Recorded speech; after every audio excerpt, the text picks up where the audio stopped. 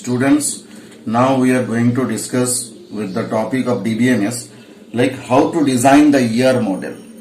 We have already discussed about the entity, we have discussed about the attributes, entity sets, how the specialization, generalization and aggregation processes will be happened inside the database design. Now, how the year diagram will be represented, mean how we can represent the year model for a database. For that design, see the topic again, that designing of ER model, right?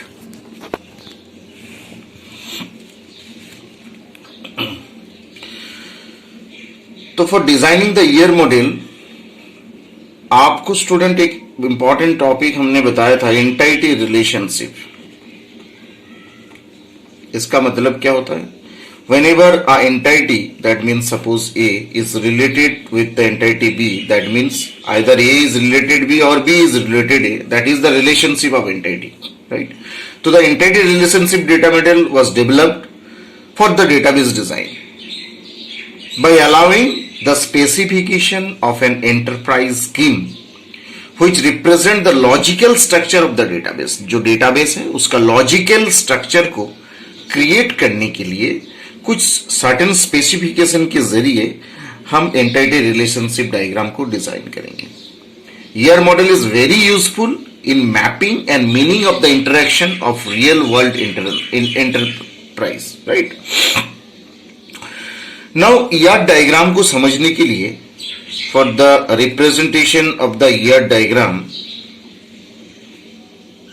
We have to know some certain major components के बारे में आपको जानना बहुत जरूरी है. Means entity relationship diagram can express the overall logical structure of a database graphically, and for representation और pictorial representation of that ER diagram we have to know some major components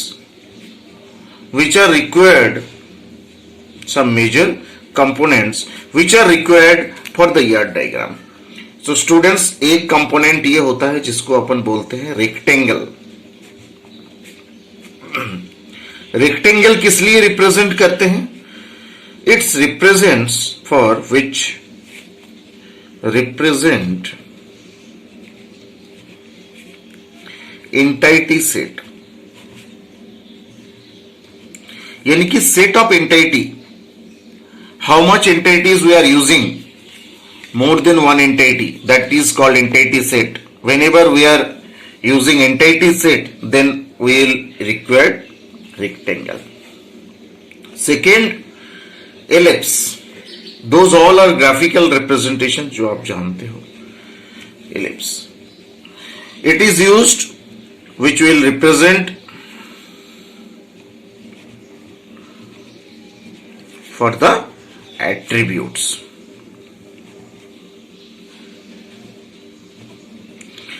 means whenever हम rectangle बनाएंगे, rectangle का देखिए मैं आपको diagram फिर बता देता हूं. ऐसे होता है रेक्टेंगल, राइट? इलिप्स कैसे होते हैं? ओवल शेप में ऐसे होते हैं. तो जब हम रेक्टेंगल देंगे तो एंटाइटी सेट के लिए रिप्रेजेंट कर रहे हैं, इलिप्स देंगे तो एट्रीब्यूट्स के लिए देंगे. थर्ड आपका diamond.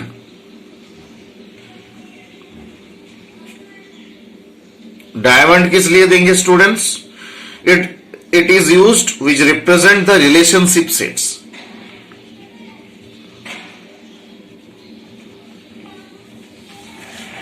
Which represent for relationship.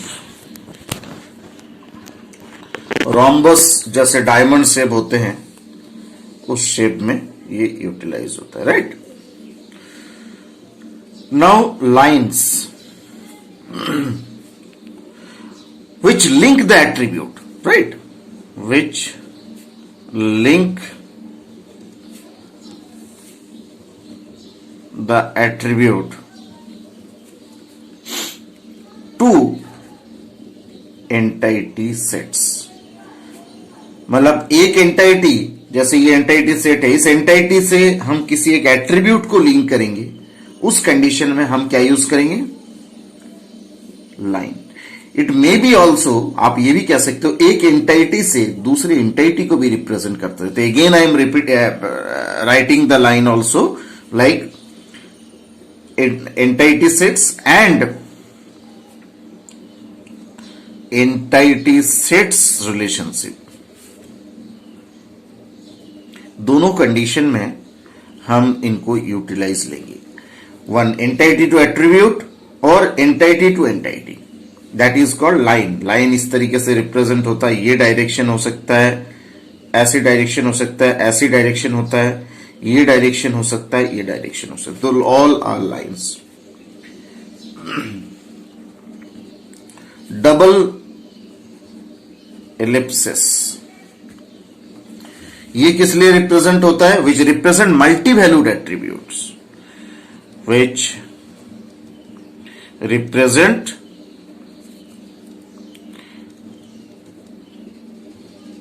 Multi valued attribute. Students, multi valued attribute का मतलब क्या होता है? जैसे इसका रिप्रेजेंटेशन पहले बता दूं मैं आपको, एक ओवल के अंदर आपका दूसरे ओवल की लाइन आएगा। जैसे किसी एक एट्रीब्यूट की वैल्यू दो एट्रीब्यूट की वैल्यू देना अनिवार्य हो रहा है या फिर देना चाहिए हमें, ऐसा किसी कंडीशन है। वो एग्जाम्पल कैसे है? जैसे किसी भी डेटाबेस के अंदर टेलीफोन नंबर, मोबाइल नंबर, किसी भी पर्सन का दो नंबर हो सकता है। तो ऐसा रिप्रेजेंटेशन में आपको डबल एलिप्सिस का रिप्रेजेंटेशन होगा, जहां पे दो बार एट्रीब्यूट की वैल्यू इनपुट हो सकता है, right. Next, dashed Ellipsis.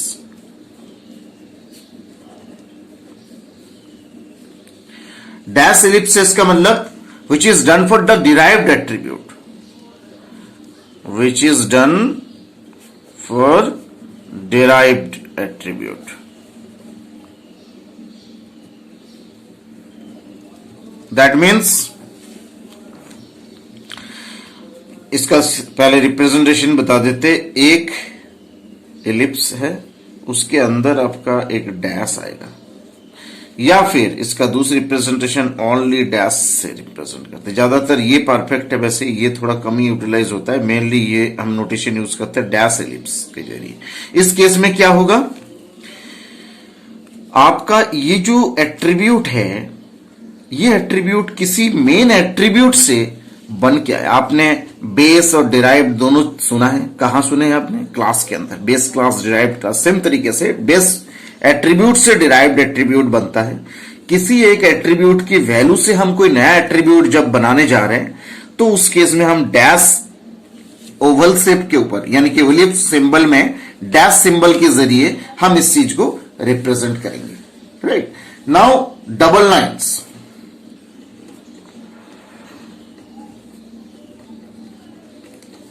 Double lines किस लिए होता है?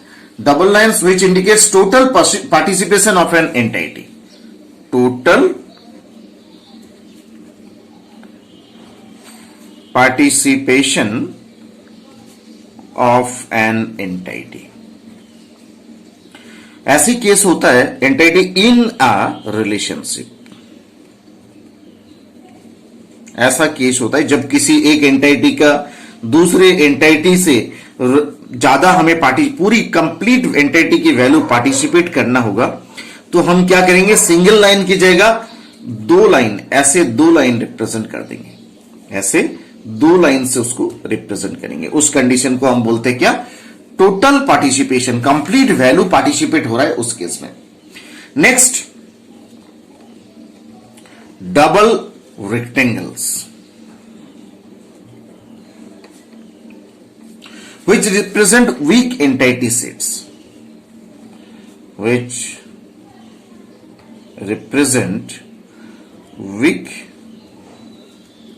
entity sets।